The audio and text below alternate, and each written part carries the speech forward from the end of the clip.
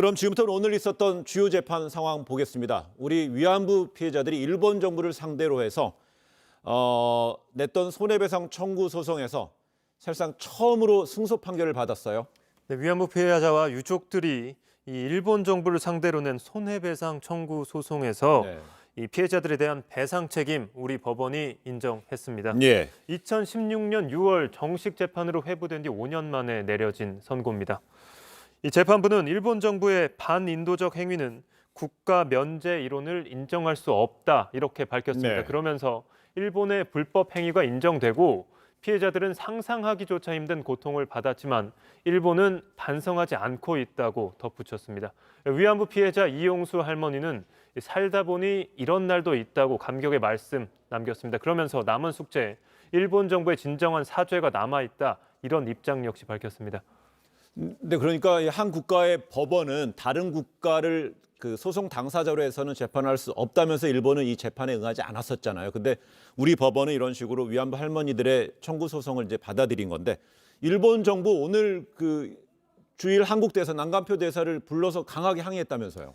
그렇습니다. 일본 정부 강하게 비판했습니다. 2018년 10월에도 이 강제징용 판결 놓고 강한 유감 나타냈죠. 예. 그런데 이번에도 마찬가지로 강도 높은 유감 내놨습니다.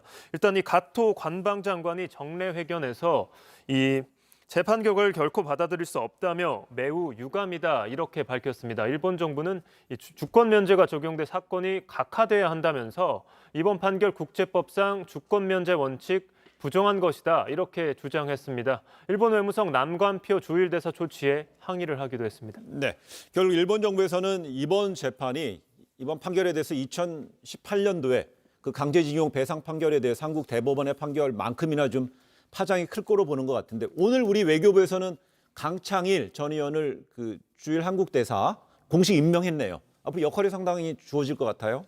그렇습니다. 일본에서는 당장 이 판결 때문에 네. 일본 정부가 가지고 있는 뭐 자산 동결이라든지 압류 이런 것들이 이제 실시가 될 수 있다 뭐 이런 정도의 지금 걱정까지 하고 있는 상황이기 때문에 상당히 격앙된 분위기입니다.